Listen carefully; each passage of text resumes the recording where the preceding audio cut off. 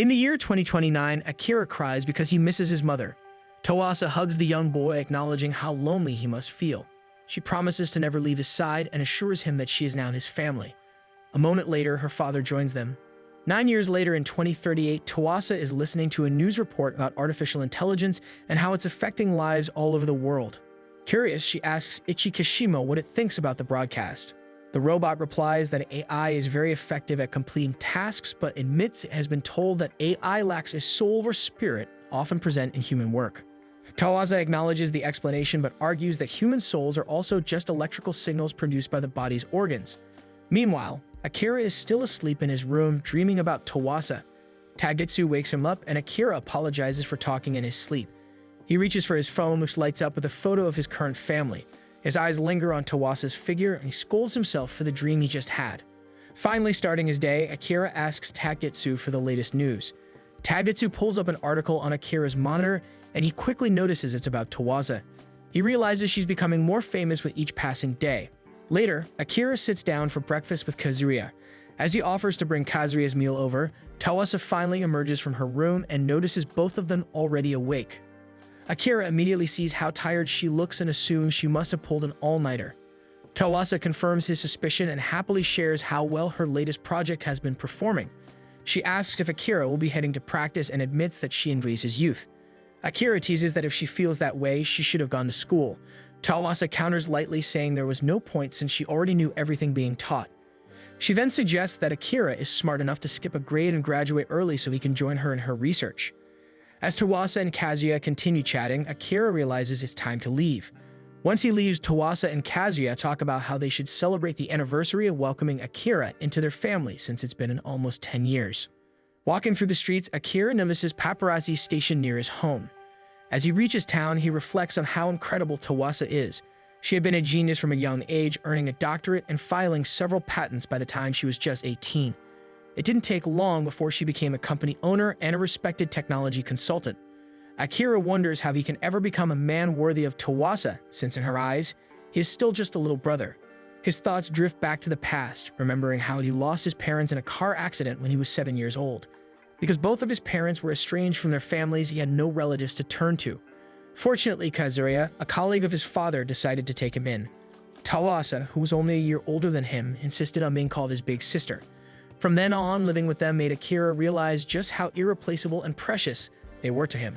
While practicing the caber toss at school, Akira thinks to himself that he is done playing the role of the little brother since he truly loves Towa. Unfortunately, his throw doesn't land far enough to beat his teammate. Meanwhile, Towa is busy in her room attending a meeting.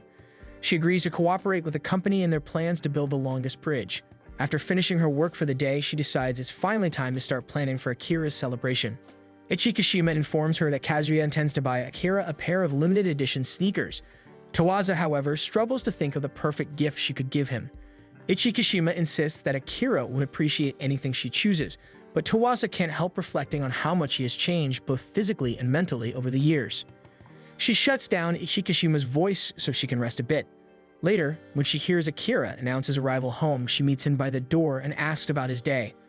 Akira finds her fussing amusing, teasing that she's acting like a mother hen. Towa brushes it off, saying it's natural since she is his older sister. Before Akira retreats to his room, Towa reminds him that dinner is ready. Akira happily digs into the stuffed bell peppers, savoring the flavors of the meal. Towa gently asks if there's anything in particular he would like to eat so she can prepare it for him tomorrow. Akira assures her not to worry since it's his turn to cook. Towa forces a small, uneasy smile, realizing part of her plan to surprise him will be ruined if he insists on cooking. Later, as they lounge in the living room, Towa tries to get a sense of whether Akira wants something specific as a gift. But Akira shrugs it off, saying he doesn't really need anything since their house is already filled with games and other fun things. Their conversation is abruptly cut short when one of the robots alerts them to some bad news. Apparently, there have been moves to halt Towa's project. The family gathers to watch the news, which reports on a religious leader demanding the halt of android development, calling it unethical. Concern spreads among them as this could mean Towa's work might be completely shut down. Kazuya promises to look into the matter, assuring them that they will find a way to solve the issue together. Akira, however, feels frustrated that he can't help Towa directly. Determined, he begins his own research with Tagetsu and discovers that the odds are stacked against them, and Towa's company is likely to shut down. Kazuya visits Akira's room and they talk about Tawasa. Kazuya tells him that what Tawasa will need most is emotional support and encourages Akira to be someone she can lean on through the challenges ahead. After Kazuya leaves, Akira wonders what exactly he meant. Tagitsu playfully interrupts his musing, teasing that Kazuya is already aware of Akira's romantic feelings for Tawasa. Embarrassed, Akira scolds the robot but still resolves to cheer Tawasa up in the best way he knows how. The next day, Akira looks further into the matter but also spends time in town buying materials. When he returns home, he gives her a snack and her mood instantly brightens. Not long after, the family holds a meeting to address the growing problem. Kazuya explains that he's discovered that the campaign against Tawasa is being fueled by rival companies who have banded together to drag her reputation down. Tawasa adds that she's also been receiving unusual emails from financial firms, which she finds suspicious. Akira asks if she plans to collaborate with them, but Tawasa admits she hasn't made a decision yet. One evening, while Tawasa is quietly considering her next move, Akira approaches her and suddenly invites her to go to the zoo with him over the weekend. Tawasa's face flushes red and she quickly retreats to her room. Collapsing into the cushions, she wonders if Akira just asked her out on a date. Ichikishima suggests that this might be the perfect moment to share her feelings with him. Tawasa grows even more embarrassed, questioning if it's really okay for her to stop seeing Akira as just a younger brother. Ichikishima insists that it is since they aren't truly siblings and Akira was never legally adopted. The weekend arrives and Akira and Tawasa head to the zoo. The moment they arrive, Tawasa's excitement shows and Akira smiles, knowing how much she loves visiting the zoo. They happily explore the different exhibits at the zoo before heading to a movie afterward. Sharing popcorn, their hands almost brush against each other. Before heading home, Akira surprises Tawasa by bringing her to a spa. He explains that he thought a spa was something she might enjoy. Tawasa teases that it will take much more to impress her, but she finds herself thoroughly enjoying the experience. Over dinner at the spa, they are served by a robot. Tawasa gazes dreamily at it, confessing to Akira how much she loves robots and their potential.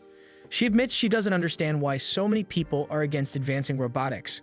At that moment, Akira pulls a small robot dog out of his bag and presents it to her. He explains that he named the robot Dove and that he built it himself, using Tawasa's android research as the foundation. Surprised, Tawasa inspects Dove closely and realizes Akira had been secretly studying her work. Akira exclaims that he wants to learn everything about her. Tawasa's heart skips, wondering if he meant it romantically, but she quickly hides her embarrassment by asking if the robot is modeled after a Shih Tzu. Akira confirms that it is because she once mentioned her love for that particular breed.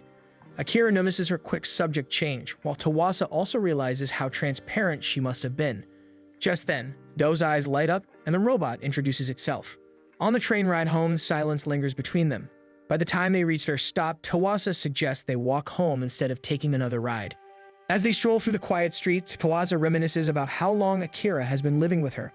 When they reach a bridge to cross the road, she hands him a present, explaining it's to commemorate his 10 years with them. Akira eagerly opens it, and inside he finds a photo book and an MP3 player.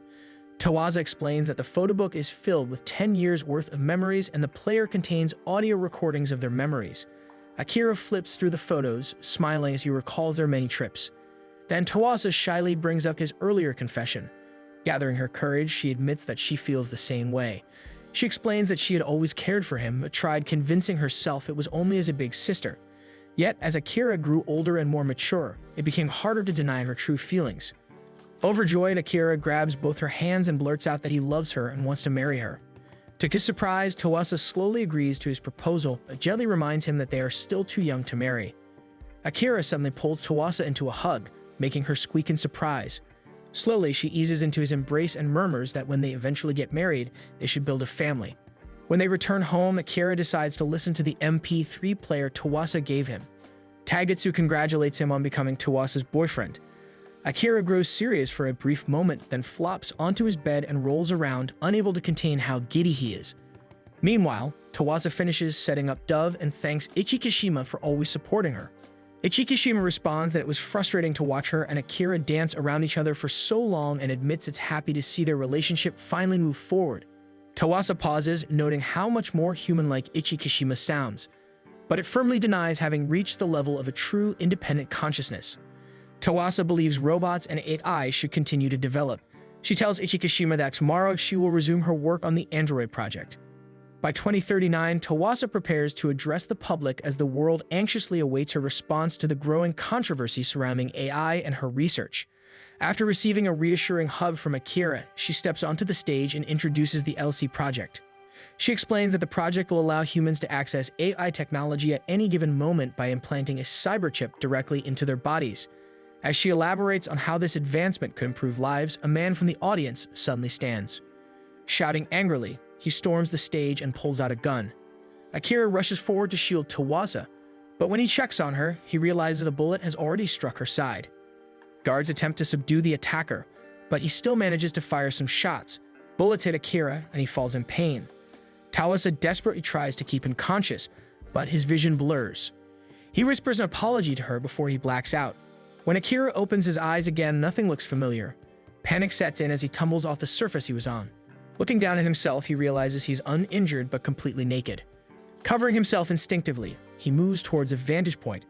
The sight before him freezes him in shock because the city is in ruins. Thanks for watching. Make sure to subscribe so you don't miss new episodes every week.